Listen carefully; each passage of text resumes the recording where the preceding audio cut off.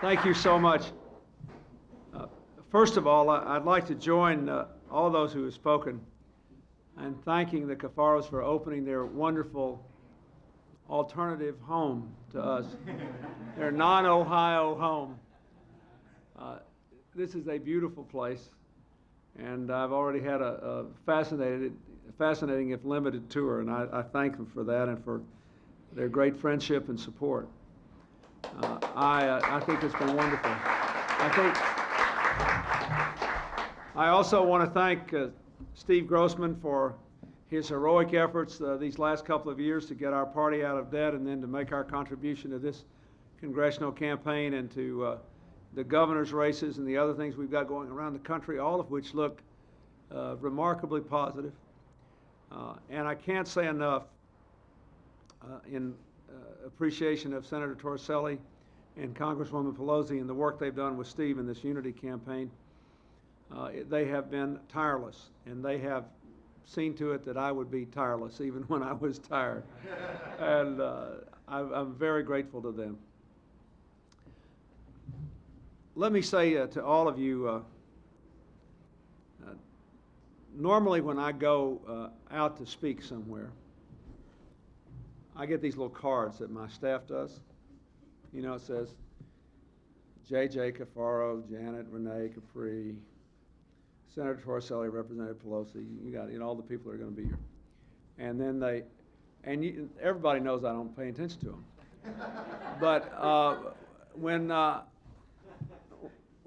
for the last several days, after we went through that marathon at the Y Plantation, in which for several nights in a row I came home at 2 or 3 o'clock in the morning, and then on the last day I was up for 39 hours straight, something I never did in college when I had a much stronger constitution. My staff and my wife started saying, "Read the cards."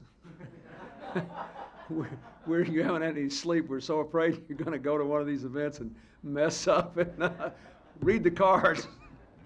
And so I went to California. Nancy and I had a great weekend in California for Senator Boxer, and I sort of didn't read the cards. And then I still haven't had any sleep, and so if I get nervous and grab the cards, you'll know what happened.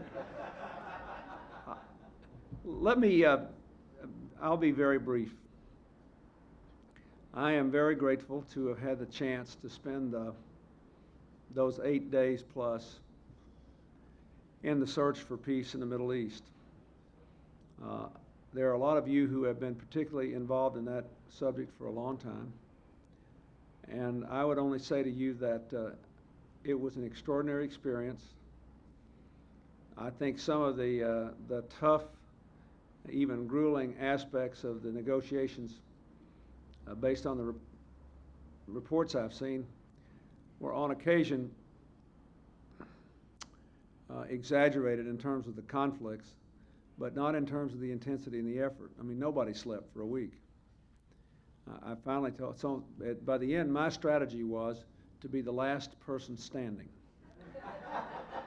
And I thought if I were the last person standing, we would eventually get a peace agreement. But I have a great deal of admiration for Prime Minister Netanyahu and for Chairman Arafat. And all of us should know that just as we're always happy when the United States or the President can help bring peace, whether it's in the Middle East or in Ireland, it's important to remember that no matter how essential our role may seem to be, in the end, we don't have to bear the consequences. They have to bear the consequences.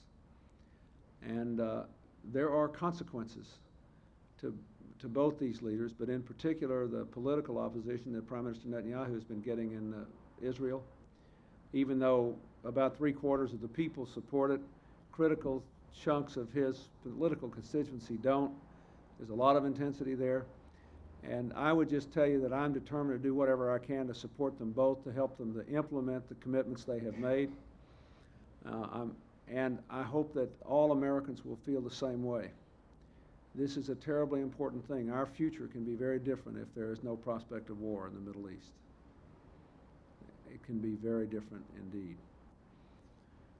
That brings me to the next point I want to make, which is that I'm very grateful, in addition to that, that since I've seen most of you last, we passed a budget which had the decided imprint of this administration and our party in Congress. You know, for 8 months, we couldn't force the majority in Congress to do anything because they had more votes than we did. We could stop them from doing things we thought were wrong, but then the time came when there had to be a budget, or they couldn't go home and campaign.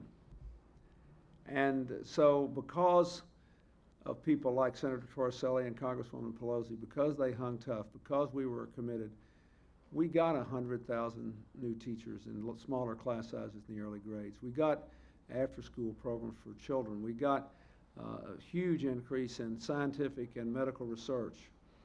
We got a massive commitment to our clean water initiative. We were able to kill most of the anti-environmental efforts of the congressional majority. There were a lot of good things that happened there. But we have a lot to do. And I think the most important thing you need to know from my point of view is the reason I feel good about where we are in this election is not simply that our country is doing well, but that a clear majority of the American people know we can't afford to sit on our laurels. And we have an agenda. We don't want to spend this surplus till we reform Social Security and secure it for the 21st century. There'll be plenty of time, if there's any left over, to figure out what to do about it then. We know we can't have 100,000 teachers unless they have classrooms. I see Mr. Fountainwheel from Florida here. You know, I went to a grade school in a small town in Florida that had 12 house trailers out back. So it's all very well for us to hire these teachers, but if they don't have classrooms, they won't be able to teach, and that's a big part of our initiative. And I can't say how strongly I feel that 70-something% of the American people support us and not the members of the opposition party on the question of whether we should have a patient's bill of rights that guarantees that medical decisions be made by doctors, not accountants. Those are just 3 of the issues. Your contributing here tonight gives us a chance, even though we'll be badly outspent this last week, and I mean badly, breathtakingly in some cases, to get our message out and our voters out. We have good candidates. They're fighting good fights. We're doing much better than anybody thought they would be doing. But we have got to be able to be heard and to tell the American people this is not an ordinary election, this is not an ordinary time, these issues are clear-cut, there is a clear difference. And if they understand that, we know that by huge margins, they favor our position. All of that you have made possible, and for that I am very, very grateful. Thank you very much.